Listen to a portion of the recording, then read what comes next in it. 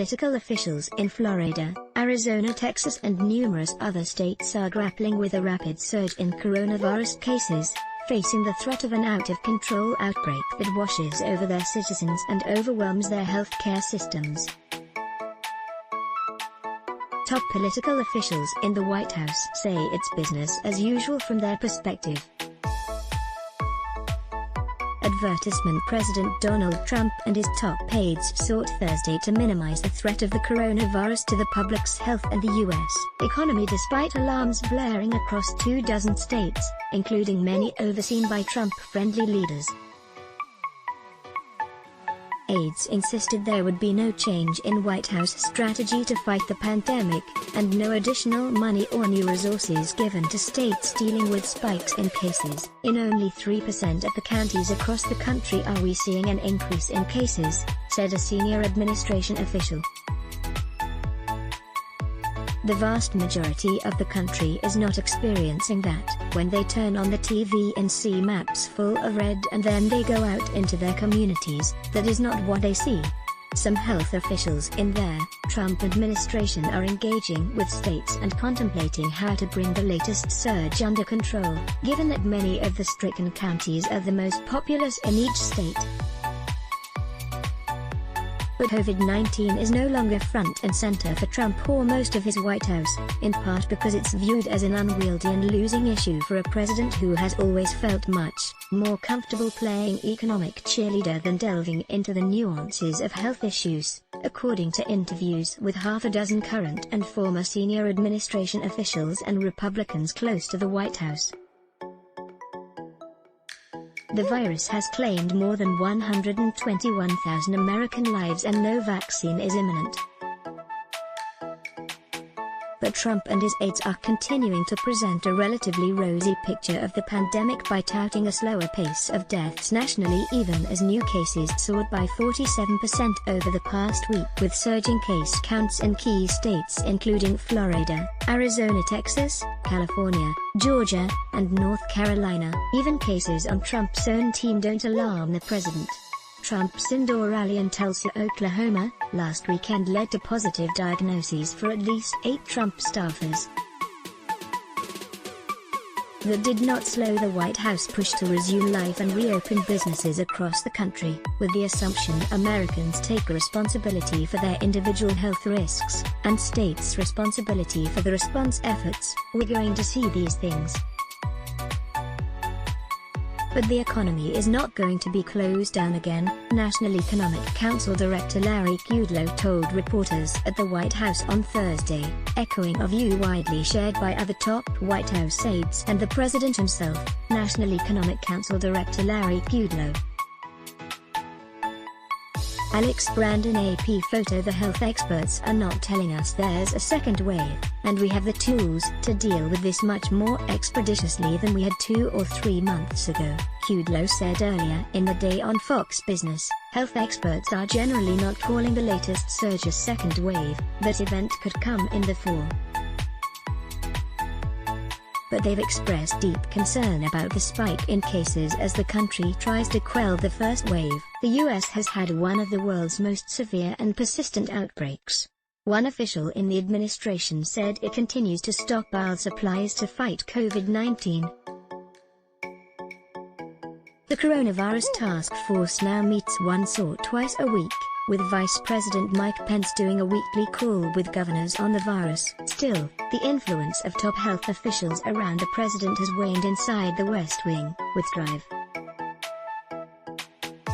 Anthony Fauci seen as an object of much derision among some aides who frame the latest concerns as fear-mongering. Trump aides are clear that the president does not want to bring the coronavirus response under greater federal control, preferring to leave key decisions, and the political fallout, to state and local leaders as he travels across the country campaigning for re-election for the next 4 months. Critics, including some Republicans and many Democrats, argue Trump and his team have abandoned responsibility for fighting the virus at a time just when stronger leadership is needed.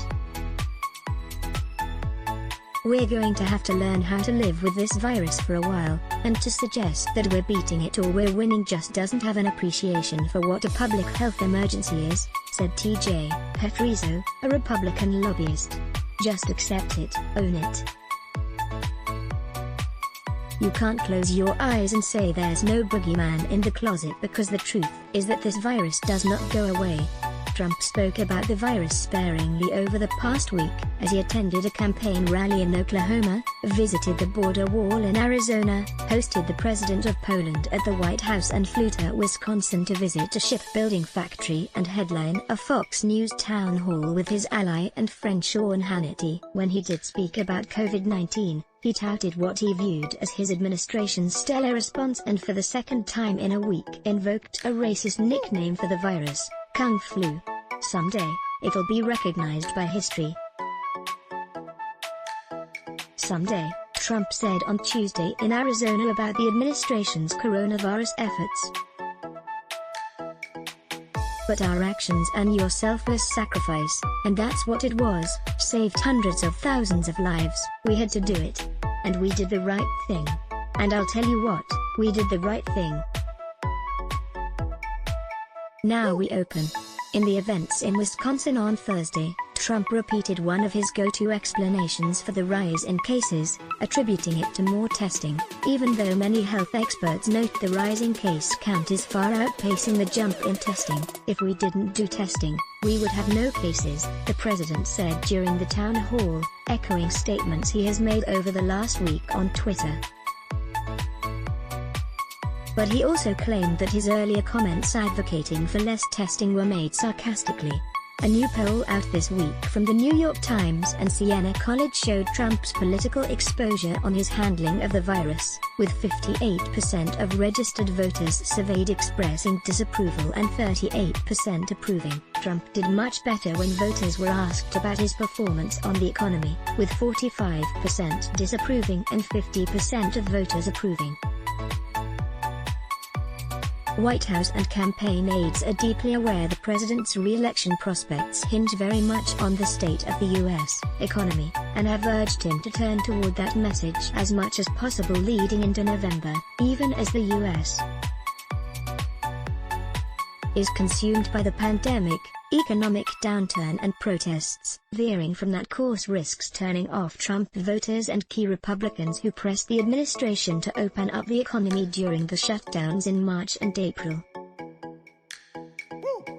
Having been on the road for the last 3 weeks in half a dozen states undertaking door-to-door efforts, Americans are, broadly speaking, moving on to the next stage with their lives, said Tim Phillips, president of the conservative activist group Americans for Prosperity. They want to discuss issues and politics, so I think that is something the White House and other political campaigns for the Senate and the House understand at this point.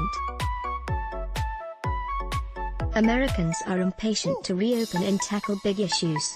Back in Washington on Capitol Hill, Republican senators expressed greater skepticism of the White House's handling of the virus than they have in previous weeks, a notable difference for lawmakers who tend to align themselves squarely with the president.